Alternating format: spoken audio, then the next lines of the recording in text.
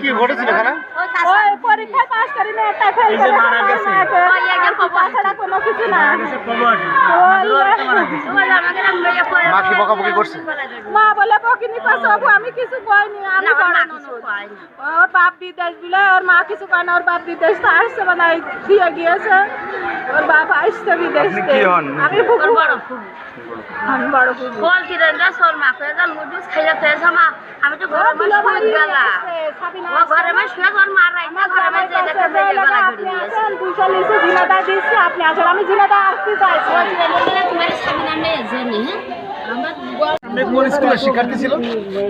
Durlabhpur school Durlabhpur মাধ্যমিক বিদ্যালয়। ওর বাবার নাম কি? আসাদুল ইসলাম। আসাদুল ইসলাম। কি ডাইরেক্ট আসাদুল বিশ্বাস। হ্যাঁ? আসাদুল বিশ্বাস। আসাদুল বিশ্বাস। ধরে নেন এত জিজ্ঞেস করছেন কেন?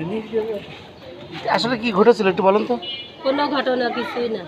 আজকে রেজাল্ট দিছে? জি তারপর তারপরে আর কিছুই না আমি কাম ছিল কাম কাছে কান্দার দরকার নেই কেন্দ্র না ও তো কোনো কিছু হবে না ওই আবার দরকার লাগলে একটা বছর পর আবার দেবে তারপরে সামনে তো আবার পরীক্ষা শুরু হবে সুন্দর কথা বলেছে। তাছাড়া আর কোনো কিছুই আর না কোনো কথাই নেই আমাদের বাড়িতে। আপনি দাদা হ্যাঁ রেজাল্ট মেলা দুয়ার পর মেলা পরে 11টার দিকে করে দিয়েছে দাদা কি হয়েছিল বলেন? এখন তো বলছি তো আমার পরিবারের কেউ কি ওপরে অভিমান বা রাগারাগি করছিল? কোনো রাগারাগি কি ডাকাছে আমি রয়েছে ওর আবু ভাই তাছাড়া রাগারাগি কোনো রাগারাগি নেই আমার বাবা ওইটা আপনার মেয়ে? খাওয়া দাওয়া করে সব ই করে কটা বাবু আপনার? আচ্ছা কটা? এটা কি বড় মেয়ে? কি নাম ছিল? নুপুর নুপুর বাবার নাম? আসাদুল আসাদুল। আসাদুল বিশ উনি হচ্ছে এসএসসি পরীক্ষার রেজাল্ট দিয়েছে। রেজাল্ট দেওয়ার পরে ওনার ফেল এখন তো ওই যে মোবাইলের যুগে নেটে দেখা যায়, নেটে দেখেছে উনি পাস করতে ওকে ফেল করছে। হয়েছে হওয়ার পরে উনি একটা রুমের ভিতরে গলায় রয়েছে, এছাড়া কোনো সাংসারিক বা কোনো ফ্যামিলিগতভাবে অন্য কোনো ঝামেলা নেই। যে মেয়েটা মারা গেছে ওনার নুপুর? হ্যাঁ ওনার নাম নুপুরের বাবার নাম কি? ওনার বাবার নাম হচ্ছে আসাদুল, উনি প্রবাসী মালয়েশিয়া থাকেন।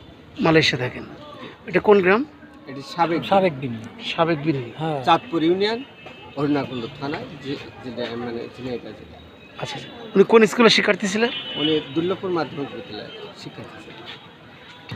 আর কোন কারণে যে আত্মহত্যা করলো এটা একটা বিশাল ব্যাপার স্যাপার। আমার কাছে মনে হচ্ছে যে এটা কেমনই করলো। উনি খুব ভালো মেধা, উনি 3-4টে স্যারের কাছে প্রাইভেট পড়ে, ওনার সাথে যারা আছে আমার ছেলেও পরীক্ষা দিয়েছে একই সাথে, আমার ছেলেও রেজাল্টটা খুব ভালো করেছে, মানে পাশাপাশি বাড়ি তো।